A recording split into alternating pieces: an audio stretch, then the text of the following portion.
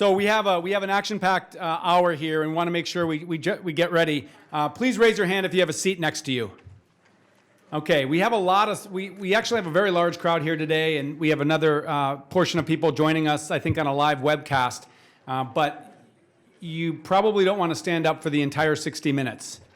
So for those just streaming in, feel free to have a seat wherever you would like. So my name is Wade Crowfoot, and I am lucky enough to lead this natural resources agency. And excited to be here today on another one of our installments of what we're calling a Secretary Speaker Series.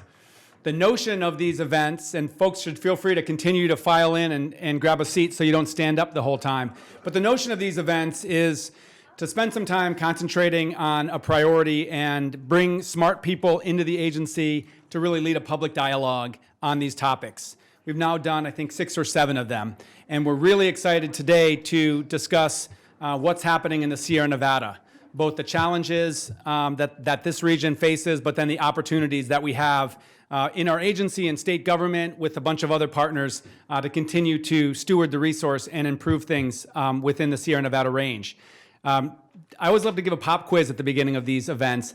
Raise your hand if you live in the Sierra Nevada or have lived in the Sierra Nevada. All right. Wow, a good portion. Raise your hand if you work in this agency. Okay. Raise your hand if you work in another state agency. Okay. Local or regional agency?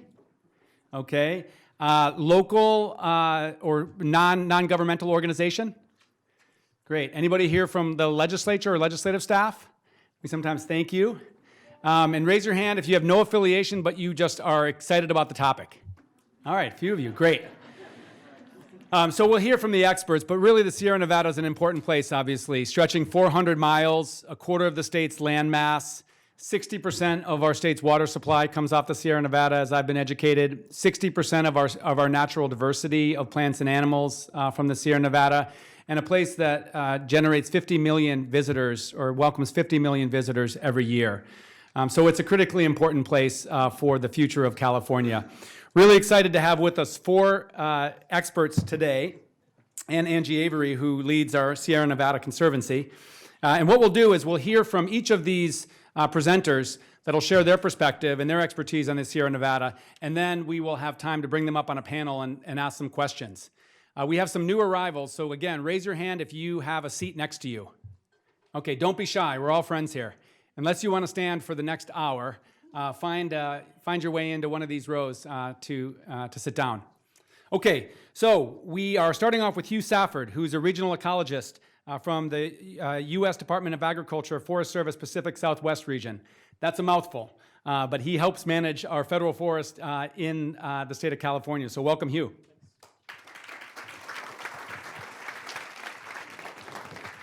So will this come? I have to hit this thing to bring it up. The next one? Yeah. Okay, that's Wade, that's me. I've got a couple slides to show. Thanks for coming. So I've been tasked to talk with you about climate change and impacts on Sierra Nevada ecosystems. I have a lot to cover. I'm going to go very quickly. So increasing emissions of greenhouse gases by humans are modifying the Earth's climate. The atmospheric content of carbon dioxide is at its highest level in more than 650,000 years, and it continues to rise. Increasing air temperatures in California over the next century will create climatic conditions that are unprecedented in at least the last 2 million years. Climate change is by no means the only stress affecting our ecosystems, however. Growing human populations, growing economies are drastically reducing the extent of the Earth's natural habitats, and land use changes have reduced habitat and led to highly disconnected landscapes that are major barriers to dispersal and migration. Ecological response to climate and land use change is further complicated by other anthropogenic stressors, such as invasive species, altered disturbance regimes, air and water pollution, and atmospheric deposition. So the western U.S. is actually warming faster than any other place in the United States. In the Sierra Nevada, mean annual temperatures have increased by as much as 2 degrees and in some places 2.5 degrees over the last century. And future projections suggest that by 2080 or 2090, average temperatures could be up to 10 degrees Fahrenheit warmer. So in other words, a typical daily high for Sacramento in July will be 104 degrees, which is the current average summer high for Phoenix. At the elevation of Lake Tahoe, the annual number of days with below freezing temperatures has dropped by about 1/2 since 1910, while below 3,000 feet, there's been a major increase in the number of extreme heat days. Precipitation has been steady or actually even increasing across much of the range, but year-to-year variability in annual precipitation has also been increasing at many stations, i.e. there are higher highs and lower lows. And future projections suggest similar average precipitation, but even higher interannual variability, with greatly increased probabilities of both multi-annual droughts and extreme precipitation events. At higher elevations, the proportion of precipitation falling as snow, as compared with rain, has fallen by over 40% since the beginning of the 20th century. Over the last 50 years, spring snowpack is down by 40 to 80% across most of the northern and central Sierra Nevada, and projections suggest by 2100, snow is going to be rare or non-existent below 6,000 feet elevation, and April snowpack is basically going to disappear at all but the highest elevations. Sierra Nevada, as Secretary Crowfoot just alluded to, is the source of about 3/5 of the developed water supply in California. Climate change impacts to snow and water storage in the Sierra Nevada are going to have repercussions across the state. Data show that the onset of spring thaw and peak stream flow in major streams in the Sierra Nevada occur about 10 to 40 days earlier now than they did in the 1940s. Early spring flows are higher on average by about 5 to 25%, and late spring and early summer flows are down by similar amounts. Overall summer and spring stream flow is down markedly in most streams that have been studied, and those same studies demonstrate that this is due to rising winter and spring temperatures and dropping snowpack. Over the course of the coming century, annual runoff totals are projected to be similar or even potentially greater in some cases than historical runoff, but the distribution of flows will further diverge from historical norms. Last year, the California 4th Climate Change Assessment estimated that by the last quarter of the 21st century, wintertime stream flows could be up to 150 to 250% greater than they are in the current day, but summer flows only 10 to 50% of what they are in the current day. Both major flooding events and dry riverbeds are predicted to become more common as the years pass.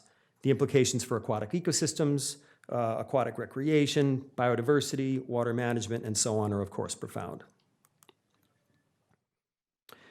Data on forest fire frequency, fire size, total area burned, and severity all show increases in the Sierra Nevada over the last 3 decades. Climatic variables explain increasingly more of the pattern in fire size and area since the middle of the 20th century. That is probably because fuel loading is no longer a limiting factor, which is largely a function of fire suppression policies. Since the 1970s, fire season length has increased by 2.5 months, and the mean size of escaped fires has about doubled in that same period.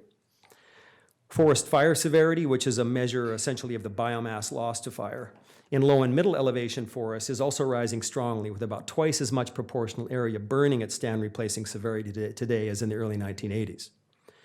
Overall, total annual burned area is rising, but it still falls far short of probable annual totals before Euro-American settlement. The major difference in fire regimes in the Sierra Nevada today is the replacement of very frequent, moderately sized, low-severity fires with very infrequent, large-sized, high-severity, and often destructive fires. Future projections all suggest marked increases in fire frequency, fire size, and burned area in the long term, and in fire severity in the medium term until much forest vegetation has been burned off and fire severity drops due to a reduction in woody fuels. Fire suppression and the legacy of 19th and 20th century logging practices have greatly changed low and middle elevation forests in the Sierra Nevada. These have led to denser, more continuous stands, greater woody fuel loads, shifts in species compositions to dominance by fire-intolerant species, and high competition for water. Such forests are very drought and fire sensitive. The severity of the 2012 to 2016 California drought was directly related to interactions between stand densities and water balance. In higher elevation forests, fire suppression and economic uses have had much less impact on forest structure, but forest densities are increasing anyway due to climate warming. For example, in subalpine forests, climate change is actually making conditions easier for trees in terms of the growing environment, leading to higher survival of small trees, invasion of previously snow-filled areas, and general increases in forest density. Climate-driven tree mortality has been on the rise in the western U.S. in the last several decades. A recent USGS study, for example, documented that the highest mortality rates in the western U.S. were actually in middle elevation forests in the Sierra Nevada, with patterns driven by regional climate warming and by drought stress. More recently, the most significant drought in California in many, many centuries killed more than 130 million trees in the Sierra Nevada. Vegetation change has also been widespread in the Sierra Nevada over the last century, driven by interactions between land use, forest and fire management practices, and climate warming. Current trends and future projections incorporating climate change and disturbance suggest that grassland, shrubland, and broadleaf forests will dominate most of the Sierra Nevada by 2100.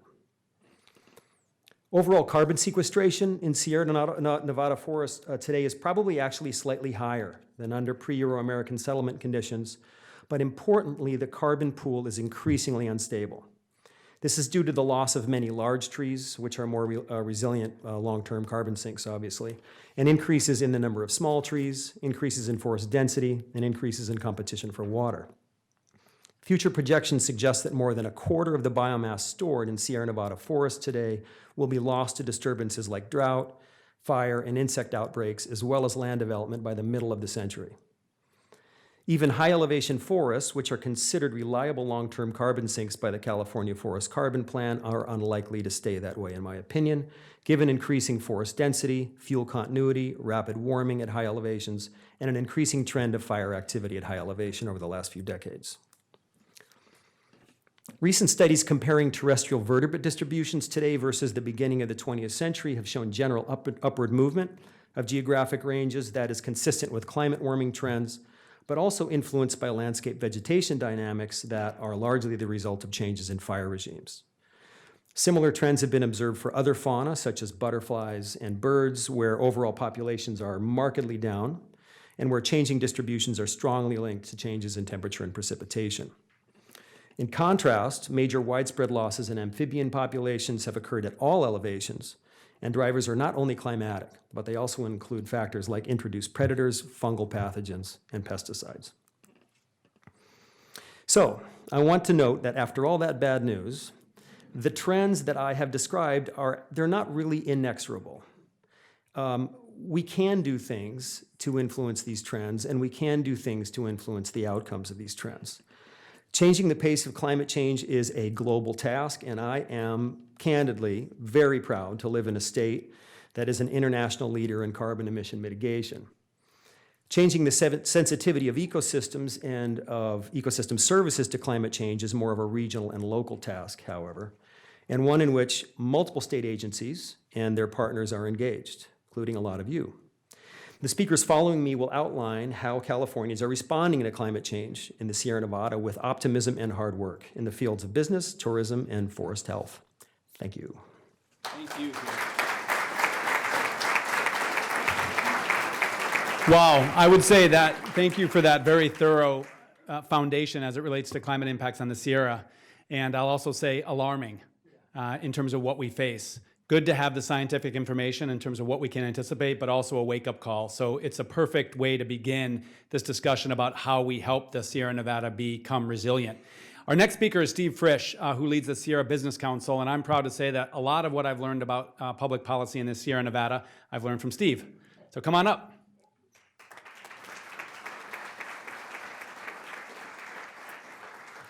Thank you for that kind introduction, Mr. Secretary, and thank you all for being here today. My name is Steve Frisch. I'm the president of the Sierra Business Council. We're a regional 501c3 nonprofit organization focused on sustainable economic development in the Sierra. And in that capacity, we also are the Small Business Development Center for Northeastern California and the Sierra Economic Development District for the Central Sierra Nevada region. So we've been looking at economic and social trends in the Sierra Nevada for the last 25 years. And although Hugh implied that we were going to get really positive and rosy here, I'm going to start with a little bit of just the grim statistics, frankly, of where we're going in rural regions in the state of California, which I think everyone really needs to know. So in the 23 county region we study, the trends over the last 20 years are essentially for the emergence of kind of a have and have not society in many of the rural regions.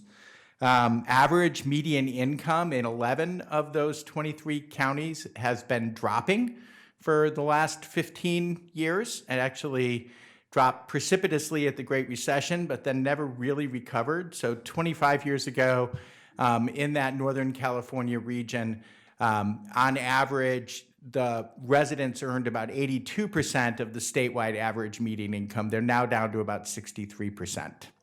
So that's a pretty precipitous drop over that 20-year period.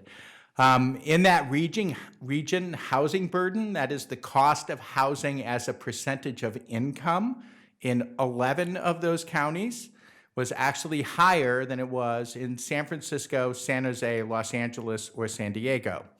And of course, the reason for that is that with a low average median income and a high housing cost, the percentage of your income you're paying for housing is much higher, which reduces your disposable income that can be used for social goods like education, healthcare, and other things. So it's an ongoing trend in rural regions of California that is exacerbated in that northern region. Small business development in rural counties in California has actually seen a decline over the last 20 years. The number of small businesses, the average income of small businesses, and the average number of employees in small businesses has declined in 16 of those counties over the last 20 years. So, and this is a region where 90% of the private sector employees work in businesses with 10 employees or less. So it gives you kind of a context for what that decline in small business health and viability really means. A recent study by the Robert Wood Johnson Foundation on health and health achievement in California identified 7 of those Northern California counties as amongst the 10 worst in California. That study was released about a week ago and made headline news in the San Francisco Chronicle for the point that 3 or 4 of the Bay Area counties were essentially the healthiest counties in California. I would argue that the real story is told by what's not in the headline and what underlies that health and economic achievement are intricately linked. And if you're poor in California, you're much more likely to be unhealthy, which is something that we're seeing as a trend across rural regions of the state. So as far as vulnerabilities in the Sierra Nevada are concerned, we're a rare business organization in that we really look at what the triple bottom line outcome of activities are, which means we really care a lot about social and environmental outcomes when we think about business and economic development. And we think that you should look at resiliency the same way as well. Resiliency is ecological resiliency, but it's also social resiliency, the ability of people to bounce, the ability of people to recover from a shock or a problem. And frankly, if you look across many of the rural regions of the state of California, their ability to bounce is very low. They're not the red rubber ball. And I think we saw that in the wake of many of the Northern California wildfires that displaced people and the difficulty of getting those people back into their homes because they did not have strong social networks that could help support them in that. So the specific vulnerabilities, one of them is an aging population. Many of the Northern California counties have become retirement regions for the remainder of the state because they're generally a little bit cheaper to live in. Another one is the geographic isolation of the communities. So we think of poverty in California as an urban or an agricultural farm worker trend, but the reality is that many of the poorest places in California are actually rural counties where people are geographically isolated, have low incomes, and have less access to services and amenities, and then that is reflected in public health outcomes and other things. Another driver of vulnerability, poor connectivity. I mentioned already social connectivity, but also telecommunications, broadband access, ability to communicate. We saw recent incidents where in wildfire situations, cell phones didn't work because the cell phone towers didn't have sufficient battery backup or they didn't have sufficient connection. There are huge areas of rural California that have no Wi-Fi coverage. 1/3 of the residents in the Northern Sierra are still on dial-up internet access, which means if telephone lines go out, in essence, their ability to be connected is disrupted. So this is a major driver of vulnerability in many rural areas. And then finally, aging infrastructure. So we have a lot of issues, as we saw in some of the recent wildfires, with the infrastructure being insufficient for the population and the demand in an emergency situation. So when we look at these communities and we think about their context in the forest, really the case that we would make is that there's an intricate link between community economic viability, sustainability and resilience, and forests and forest management.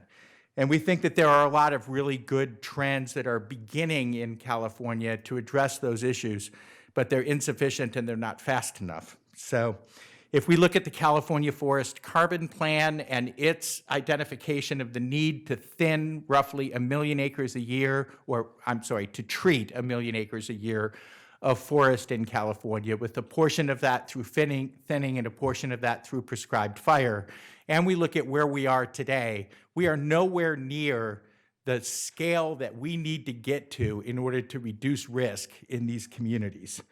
And that's clearly an issue. If we look at the volume of material coming out of the forest, should we treat them that way, which the recent CPUC-funded high hazard zone study identified as in the tens of millions of tons of material, we have no infrastructure and no system to treat or use that material in any way. So really, unless we create that infrastructure or a market for that biomass material, it will either decompose, it will go into landfills and decompose, or it will be open pile burned, exacerbating our air quality issues. So this is a real issue that we need to be addressing. And then finally, if you look at the cost of treating that landscape, it will probably cost somewhere in the area of $3 billion a year. And this is where I get to the solutions, because there are actually solutions to these problems that we need to be implementing now.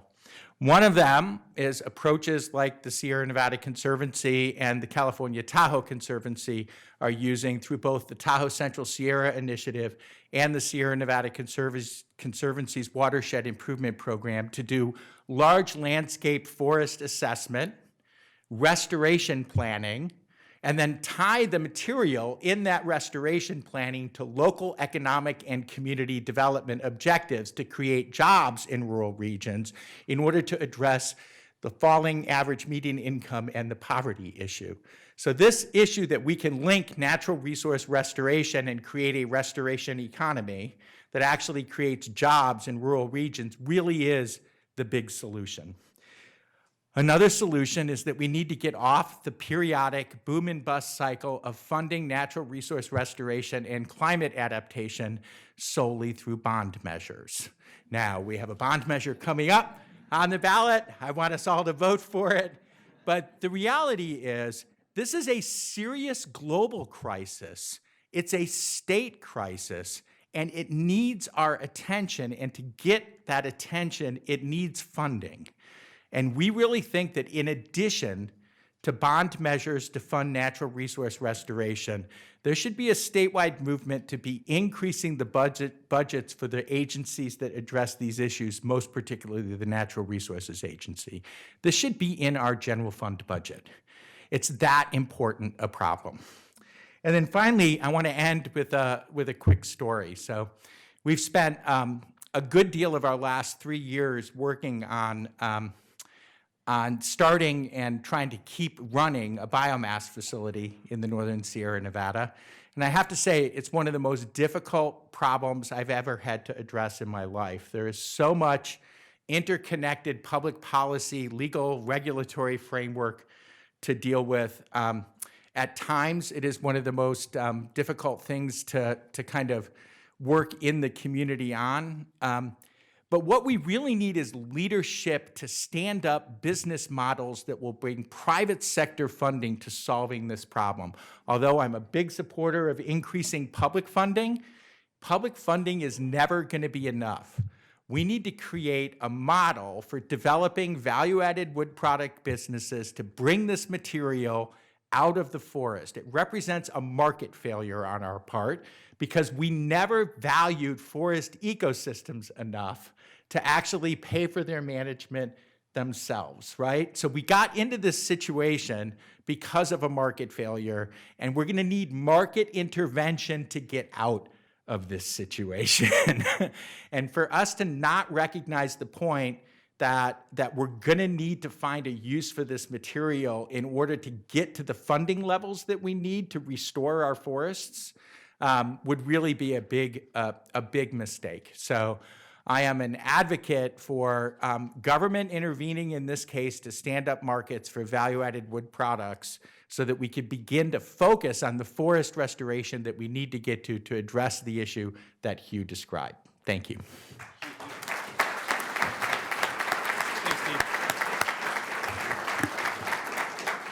So we're lucky in our state to have 10 conservancies, which are entities that help us actually steward lands across the state.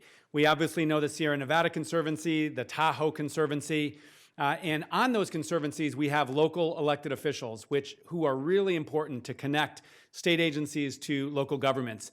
Today we're very lucky to have with us Stacy Corliss, who serves as supervisor in Mono County, and we're very lucky to have her as vice chair of the Sierra Nevada Conservancy Board. Stacy.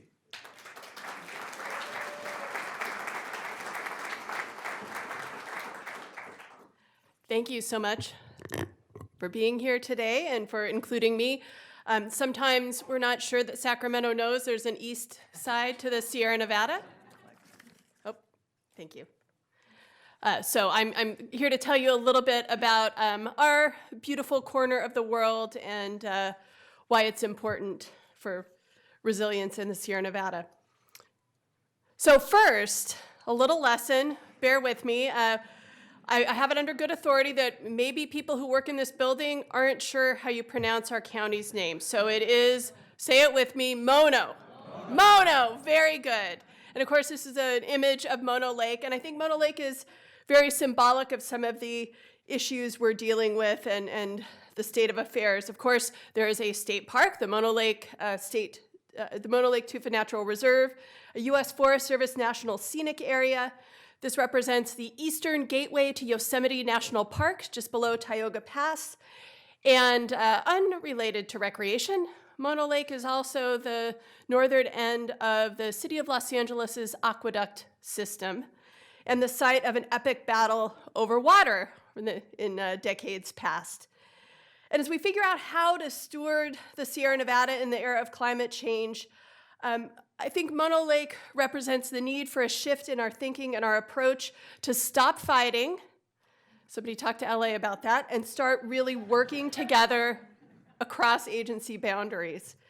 And Mono Lake also makes me think of my friends, the Mono Lake Kuzetica tribe. And any discussion of stewarding these places must acknowledge the original stewards, the indigenous people who continue to care and advocate for them. They need to be included in decision making. Mono County is over 90% federal public land, most of which is U.S. Forest Service. Pictured here is Mammoth Mountain, arguably the best ski area in California, in my opinion, where I live in my supervisorial district. And it's on the Inyo National Forest. So the Inyo, the Inyo is a hotspot for recreation. There are almost 2,000 lakes and ponds, 2,300 miles of rivers and streams, 2,200 miles of trails, nearly 1 million acres of wilderness, and over 200 miles of wild and scenic rivers. 5 California counties contain portions of the Inyo. Mono County, obviously, Inyo, Madera, Fresno, and Tulare. Over 2.3 million people visit the Inyo National Forest to recreate annually, and Mono County saw 1.73 million visitors in 2018. And these visitors spent just over $600 million. And more than half of our visitors are Californians, and they're repeat visitors. Skiing, as you see here, and by the way, this was a powder day just Monday. There is snow. Skiing is a major contributor. Mammoth Mountain sees 1.3 million skier visits annually, which of course requires snow, which is a little worrisome after Hugh's presentation. The number of visitors to Mono County over the last 10 years has increased by 14%, and the revenue generated by these visits has increased by over 50%. Obviously, as a local government official, that means more tax revenue, more funding to fix our roads and bridges and take care of people. So it's recreation on public lands, on really public national forest lands, is the engine driving our economy. Okay, and I have to start out that my friend Tom Wheeler, supervisor, will want me to let you know this is in Madera County, not Mono County. Mammoth Mountain is on the Sierra Crest, and it's a watershed divide between the headwaters of the San Joaquin River and the Owens River. So this is Rainbow Falls. It's all very beautiful and useful. About 1.4 million acre-feet of water per year comes from the Inyo, or over 464 billion gallons. And the Inyo National Forest stores about 68 million metric tons of carbon in its forests. And this is Rainbow Falls, and this is a very popular hike. And hiking is the number one summer activity for our visitors in Mono County, along with fishing. And thank you to the Fish and Game Commission for keeping our fishing season extended into November. We appreciate that because visitation patterns are changing in Mono County. We're seeing more people come to our area in the fall, especially to see the beautiful fall colors and fish through mid-November. So this is all very beautiful and wonderful, but of course there are major threats and challenges with climate change, and fire is the main one. In 2018, pictured here, this is the Lyons Fire. It was a lightning-caused wildland fire that burned from June through October, basically the entire summer season, and had an unprecedented impact on air quality in Mono County, especially Mammoth Lakes. And also, really, for us in Mammoth, though it was out in the forest in the John Muir Wilderness, as the crow flies, this fire was only about 9 miles from our town, and the prevailing wind was blowing in the town's direction from the fire. So it really got us thinking about forest health issues. That devastating fire season of 2018 saw a drop in transient occupancy taxes that we count on, and also visitation, especially with the closure for several weeks of Yosemite National Park and Tioga Pass due to the Ferguson fire. The other thing we can count on in climate change, of course, is extremes. February 2019 saw the most snow ever recorded on Mammoth Mountain, and then this February, the least, which was 0. How do we plan as local government prepare a message to our visitors and consider public health impacts both for visitors and residents? The other major challenge, Steve mentioned this, infrastructure. Here's just a host of problems that we've encountered over the last couple years: damage from extreme weather events, pressure from increased visitation, and deferred maintenance. The Forest Service nationally has a deferred maintenance backlog of over $5 billion. $3 billion of that is roads. So when we talk about access to public lands, roads are kind of a basic building block, and the agency does not have the money to manage the road network. At the same time, and I'm sure you've all heard this, the agency's budget has decreased and been borrowed for fire, and even though there's now a fix for Forest Service fire borrowing, there's still a major lack of funding and capacity that impacts recreation and tourism on public lands. I just got this statistic last weekend, a 45% decrease in National Forest System management capacity over the last 25 years. So basically half as much the ability to manage these lands while visitation is increasing. So what are we going to do? We're going to roll up our sleeves and get to work together. What we've done in the Eastern Sierra is form the Eastern Sierra Sustainable Recreation Partnership. This is a public-public partnership among local government and federal land managers in Mono, Inyo, Alpine counties, along with the town of Mammoth Lakes, city of Bishop, and the Inyo and Humboldt-Toyabe National Forests. And these are two forests, if you're not familiar with the Forest Service, in two different regions, so they're managed by two different offices, so it's a big deal. We're crossing boundaries. We started this in 2017, really with the town of Mammoth, the county, and the Inyo to address immediate capacity and infrastructure needs. Basic things like bathrooms and dumpsters at trailheads and at popular recreation sites. It's evolved into a formal partnership focused on keeping on addressing these immediate needs and planning for the future, which is where the Sierra Nevada Conservancy comes in. Last year, the town of Mammoth Lakes, acting on behalf of our recreation partnership, was awarded a grant for the Eastern Sierra Sustainable Tourism and Recreation Initiative. This was funded with Proposition 68 funds as part of SNC's Vibrant Tourism and Recreation Strategic Goal, recognizing that forest health issues and the health of local economies are intertwined. So what this initiative is going to do is bring people together to find solutions. There are 4 components, and this is an image from our kickoff meeting in Bishop back in October. The first is regional recreation stakeholder engagement. So in addition to this meeting, we're holding 11 other community meetings in the 3 counties over the next year, bringing people together to identify challenges and opportunities on the public lands in their backyard. The second part of it is climate adaptation and resilience assessment.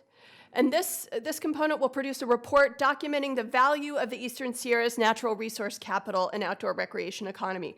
I've gotten a little pushback on this. People don't necessarily like the idea of, well, how much is Mount Whitney worth? Or, you know, how can you put a dollar value on this? But we need to quantify these things in order to protect them. The third component is connecting to the Eastern Sierra visitor audience. And this really speaks to fears of over-tourism and the need for destination management. So helping people even our visitors, be better stewards of the land. So we'll develop tools necessary to efficiently and effectively communicate with our region's outdoor recreation audience. And we're going to have an emphasis on assuring this is done through the lens of diversity, equity, and inclusion. And then finally, the fourth component is project development and prioritization for funding. So out of those stakeholder meetings, we're going to have a list of projects across the region from Lone Pine up to Markleeville. That's a lot. I don't know how many miles in it. That's a lot of territory to cover. And this effort will then get those projects to a place where they're eligible for funding, including project development and technical assistance. And at the same time we're doing all that planning, honestly, we're just rolling up our sleeves and getting to work. We have a couple forest management projects funded by Sierra Nevada Conservancy that improve health, forest health, community safety, and recreation access in places like the Mammoth Lakes Basin and June Mountain Ski Area.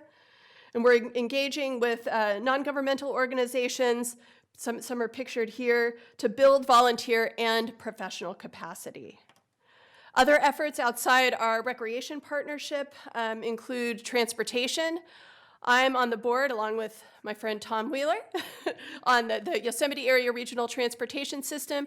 This is trying to get people out of their cars and using public transit to get to Yosemite National Park from gateway communities. Also offers access to adjacent public lands.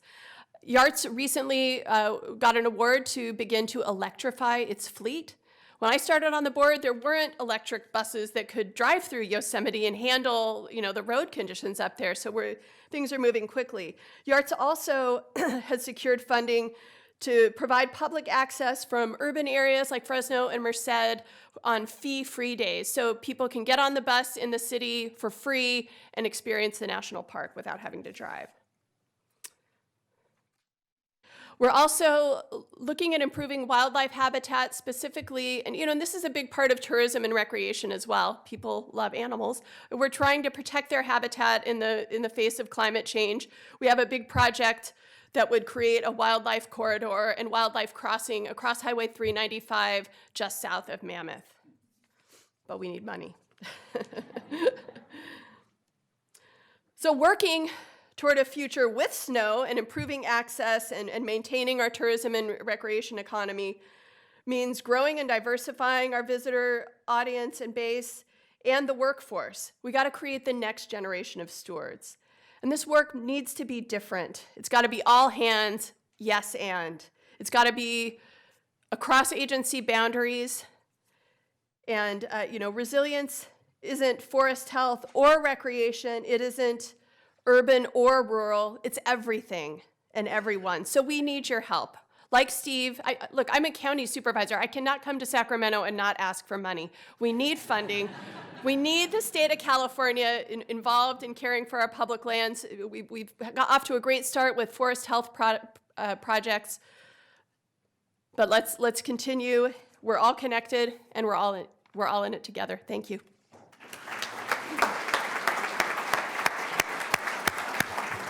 Thanks so much. So in California, we are very lucky to have the Public Policy Institute of California and its Water Center. That really is an independent voice of ideas and insights that are helping guide our policy here in the agency and the state. So we're pleased to have Henry McCann from PPIC Water Center to share with us some of the research you've done on constructive solutions to some of the challenges we've heard here today.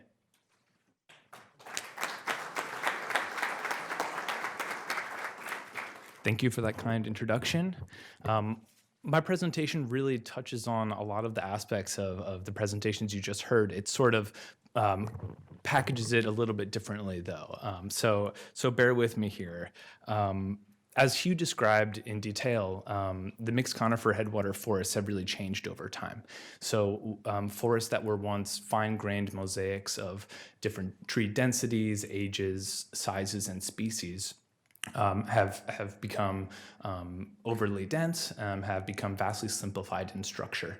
And the exclusion of indigenous burning practices, early timber harvest practices, and aggressive fire suppression have all contributed to this. So forests today now have more small diameter trees, fewer large trees, and fewer openings.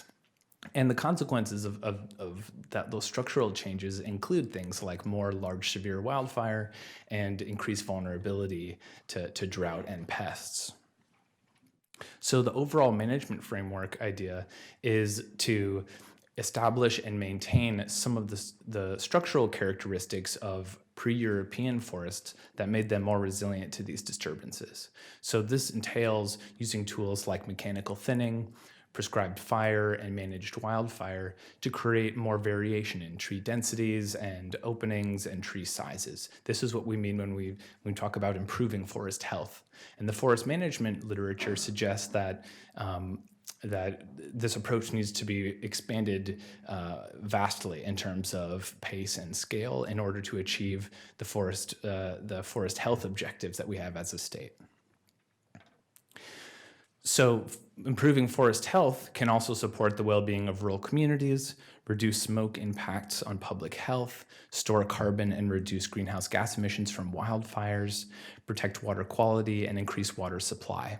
And the PPIC set out to do a thorough investigation, evaluation of the scientific literature to gain a clearer understanding of these benefits. And the findings of that research will be published in a report in mid-April, and the findings are sort of previewed today in this presentation. Importantly, it's important to note that these are not, this is not the exhaustive list of benefits of managing headwater forests or improving forest health.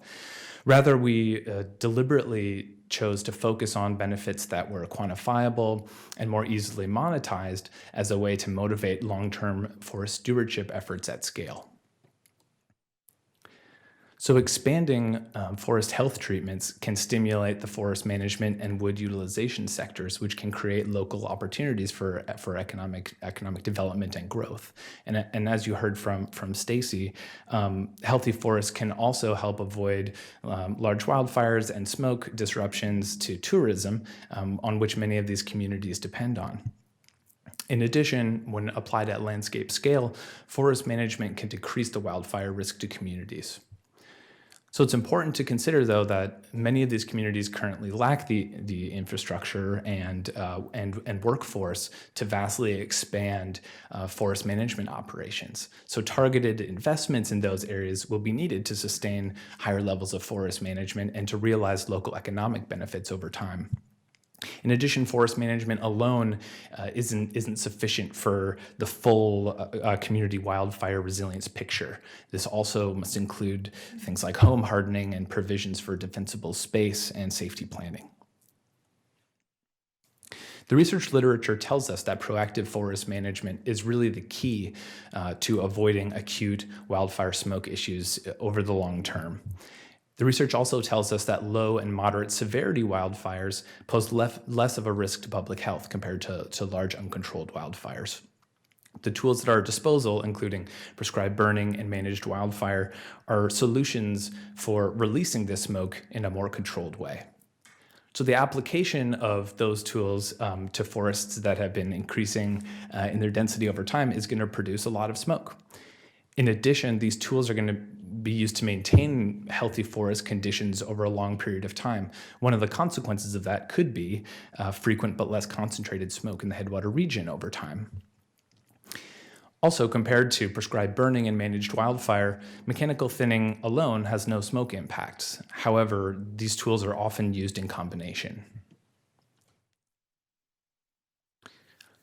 The proliferation of small trees in these forests has increased forest carbon in the region over time, but it's also made forests more vulnerable to wildfires, droughts, and pests. And the research tells us that forest management that channels growth into large fire-resistant trees is a way of increasing the durability of forest carbon and limiting greenhouse gas emissions from wildfires over time. So California needs to continue refining and improving the methods that it uses for measuring forest carbon over time, given the important role that carbon plays in our public policy discussions.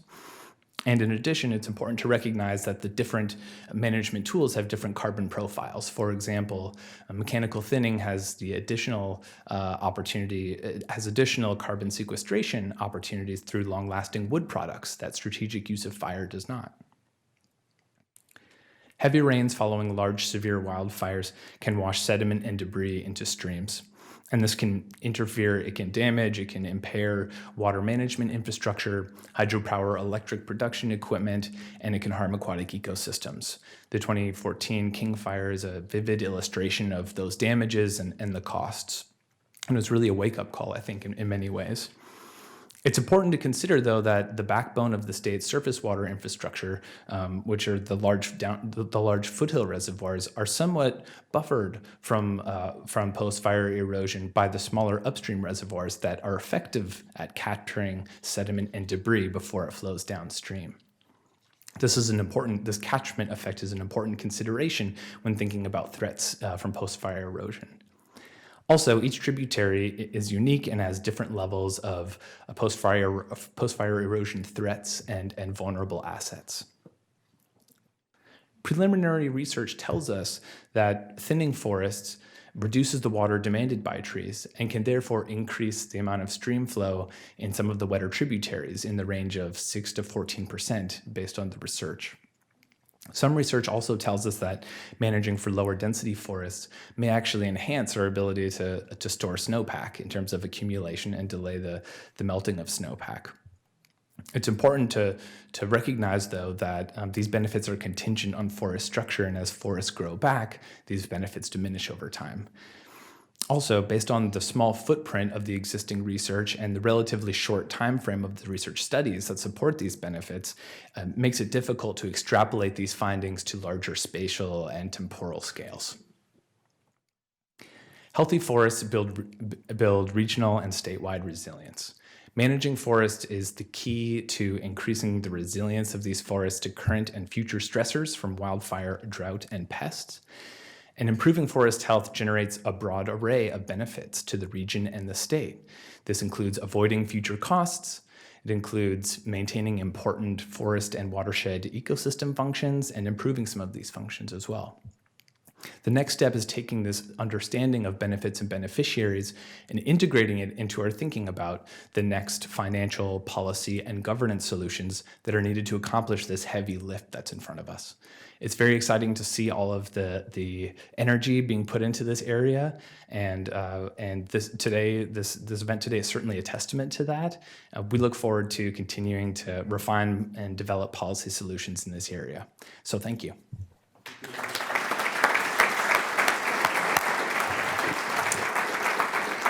So what we'll do now is bring up the screen and ask our panelists to take seats along with Angie Avery, the Executive Director of the Sierra Nevada Conservancy. So come on up. I want to turn it over to attendee questions in just a moment. But first, I want to ask a question about funding.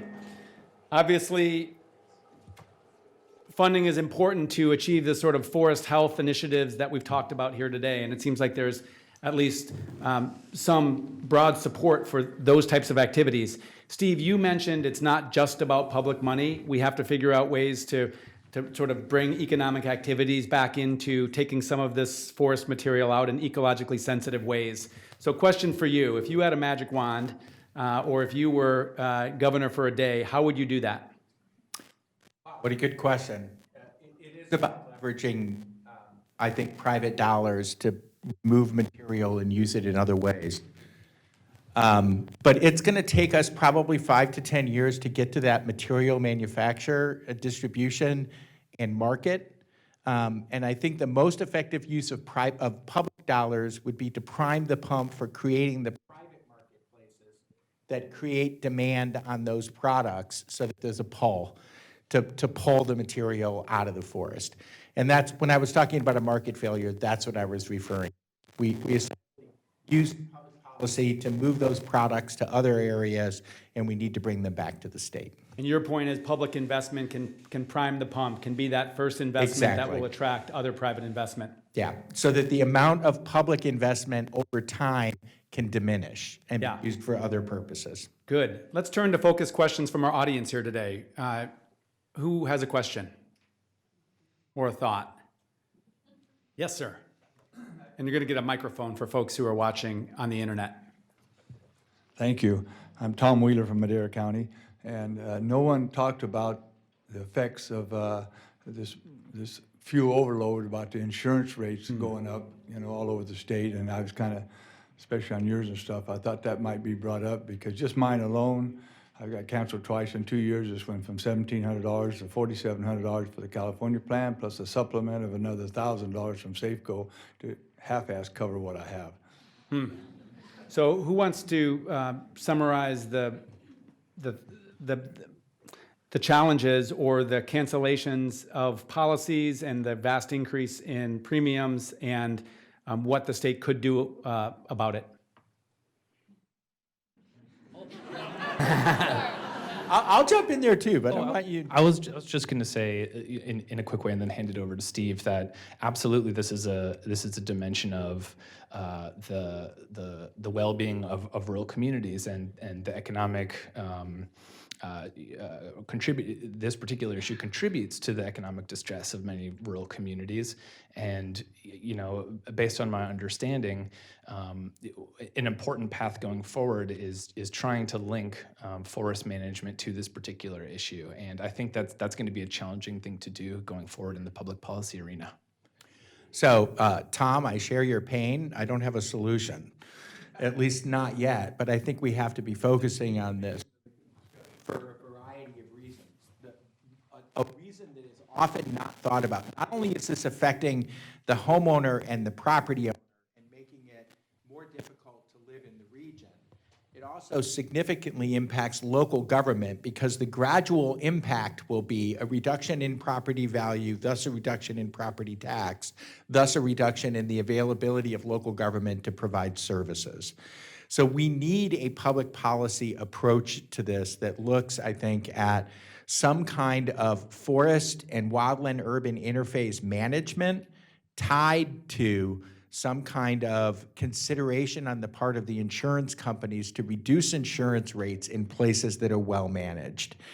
Unfortunately, that leaves some people out in the cold while you're getting there, and that's a really hard situation, but we have to start working on this. Thanks, Steve. And I would just add, our state insurance commissioner and his team are really focused on this to really try to link actions that communities and residents are taking to protect their homes with one, being able to get insurance and then reducing the insurance rates. And as I understand it, part of this is really doing the base level research in partnership with the insurance industry so that the private insurance industry can really understand sort of the quantitative benefit between those measures that folks take to protect their communities and the reduced risk. Other question? Sir. Yeah, it's actually a question for Steve. You mentioned that you're working on a biomass facility, or you have been for some time. What was the biggest challenge you faced in establishing that biomass facility, or have you succeeded, or what was that process like? So we're providing technical assistance to an existing facility, and it's supply. So I'm going to give you my biggest frustration in life. I live right next to the supply. I can walk out in the forest behind my back door and see the piles of forest biomass in the forest, less than 30 miles from this biomass facility, and we can't get the material to the facility. And the case I would make is, yeah, we need lots of long-term planning and other stuff, but for God's sake, let's get someone in a position of kind of influence to create the system that gets the material out of the forest so we can start creating these markets that we need to. It is supply, man. And that gets more complicated when you talk about pricing and other things, but no one's going to invest in biomass utilization unless you create a market for the product, and you don't have a product if you don't have supply. Steve, I've learned about these long-term stewardship agreements that are possible through the United States Forest Service that can provide sort of that 20 years of expectation around material that you could take out of the forest in an ecologically sustainable way. Do you see that as a potential solution? Perhaps in the long run, but if you talk to private investors, for example, someone who wants to stand up a small diameter timber mill, a master stewardship agreement isn't enough. They need to know they have 20 years of supply of X amount of material in order to develop and market their product to get their investment back, right?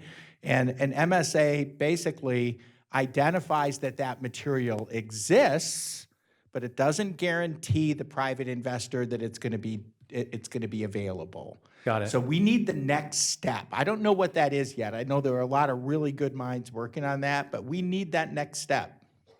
That's helpful, and there are a lot of good minds working on that in state government. Sir, we're going to pass the microphone to you right there in the center.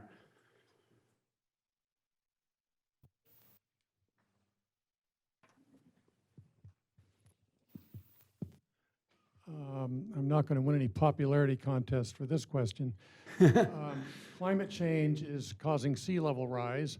We're not talking about building higher and higher. Well, we are in some places, like even Manhattan, higher and higher levees to keep the ocean out. But most people now are starting to talk about managed retreat.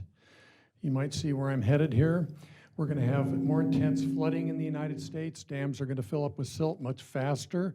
The lifetime of a dam is going to go from a few hundred years to less than 100 years. We are going to start talking about getting people to move out of the floodplains in the next few decades. I would like to see people run the numbers on the WUI in California. Half of residential development in the last 40 years has gone in the WUI in California. This is not very smart, you might say. And so at some point we have to face up to, are there some areas that we don't want to continue to allow new development in? You have to remember, it's not enough to do some forest clearing and some forest burning. You have to do it every 5 years, more or less, forever. Good, so it's a good question, and it's a hot button issue. And I think Steve should answer that one. So just for everybody Thanks, who's Bob. not, I didn't want to ask that one. who's not fully initiated with these acronyms, we're talking about the wildland-urban interface. Sorry. And is it smart to continue to enable development in these high-hazard zones? And if you would, and maybe I turn don't have to... the answer, but we do need to address it. Yeah, it's a great question. So maybe turn to the elected official. And if you could, talk about the dynamic between local control and sort of state resilience. Yeah, you know, as a local government always advocates for local control, but we have, immense responsibility with land use planning, and we have to do a better job. We have to work with the state and figure this out. But I don't think anybody wants, from a local government perspective, we don't necessarily want regulation pushed down, but we have to take responsibility and be good partners with community health and forest, community safety and forest health. But just the idea of retreat, we have to invest in the Sierra Nevada, and that includes the gateway communities of these places, of these forests. We can't simply retreat. We need the stewards there. So we need to work together. For instance, the Inyo National Forest is working on an agreement with the City of Los Angeles Department of Water and Power on improving some infrastructure, not necessarily in the communities, but adjacent to the communities, and working on forest health projects in the wildland-urban interface.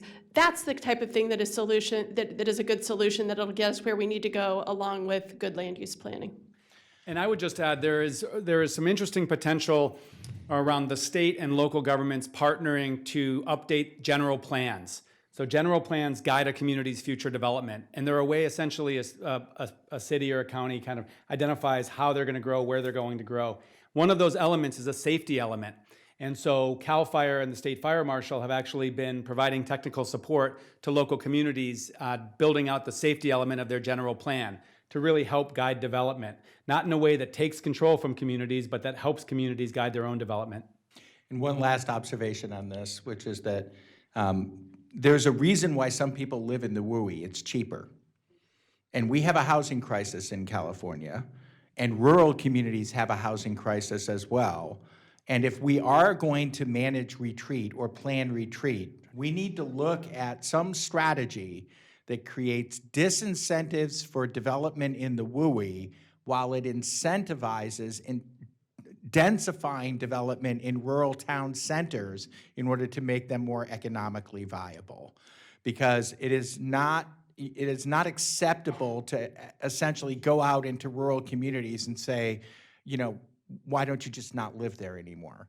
Like, we don't want to depopulate rural America. We want to create economic prosperity in rural America. Well put. So we need to find a way to do both of these things at the same time. We're going to take one final question and then have some concluding remarks. So sorry, right there.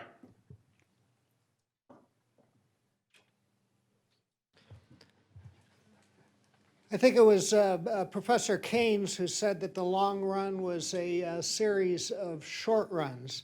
Through the efforts of many people, that biomass plant did produce, for a time, smoke out of the stack, which I believe you said would mean we'd got our revolution launched. There is no longer smoke. The enterprise has failed. It could have been predicted back when it was launched. The cost didn't pencil out in terms of what a set of profit-seeking independent investors could do.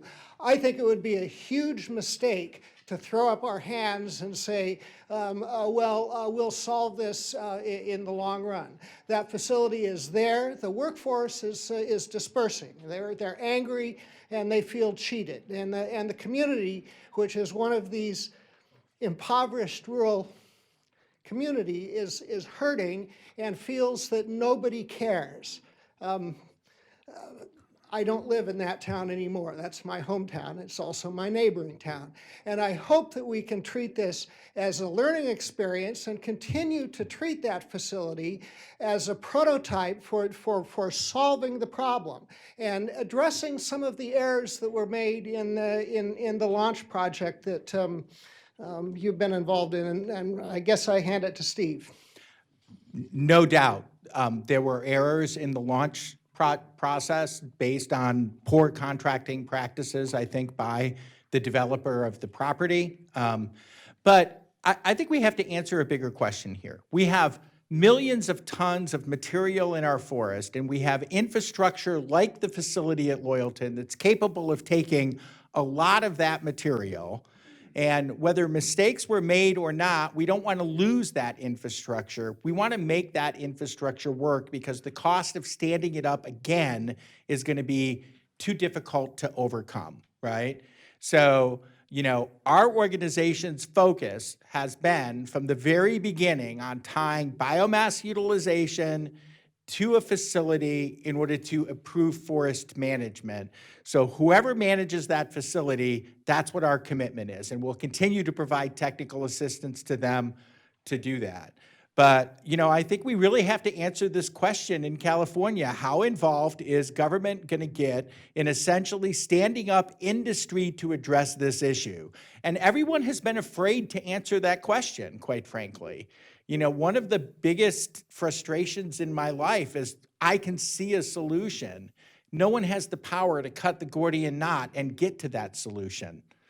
Nobody has the political will to cut the Gordian knot and get to that solution. We better get that will, because what Hugh laid out is a very grim future for our region if we don't get the political will to implement the solution today. I think that's really well put, Steve. And I would respectfully add, as somebody who's in government, working to try to figure out our intervention, it's not clear to me exactly what is the most strategic intervention for government. We are not, our core competence in government is not standing up industry, nor is it picking winners and losers on technology or developers. So I agree we need the political will to really tackle these issues at scale. But frankly, we need help on understanding what is the most cost-effective, appropriate role for state government in sort of standing up this economic activity that can bring product out of the forest. We could spend a lot more time on this. We have a passionate audience. We have highly expert panelists, but we've come to near the end of our discussion. So I want to ask Angie, as the executive director of the Sierra Nevada Conservancy, if you could sort of wrap up the conversation. What have you heard here, and sort of how will it inform you, Patrick, and the Tahoe Conservancy, others, as you go about your work? Absolutely. I'm happy to do that. What I've heard here today is the stuff of nightmares, a little bit terrifying, not just a little bit terrifying, a lot terrifying, but also a lot of hope. And when I think about the role that we as a state conservancy under California Natural Resources Agency play, I think about our watershed improvement program, which we have developed and implemented in partnership both with the Tahoe Conservancy, but also with the Forest Service when we originally founded this program in 2015. And what drove that is looking around the region and being terrified, the stuff of nightmares, driving us to say, we have to be doing business differently. We need to be thinking about policy impediments, infrastructure needs, increasing investment. These are the things that need to be driven. And how do we, as a tiny little state conservancy, kind of do that? So the Watershed Improvement Program was born, and I see our role really as a bridge. So understanding at the local level the environmental, the economic, and the social needs of the region, and trying to connect those to the policy conversations that happen at the state level. And just basically trying to be an advocate in both directions to educate people in region what's happening here and what the opportunities are, and basically connecting folks in region the other way. And we think that's what the Watershed Improvement Program does.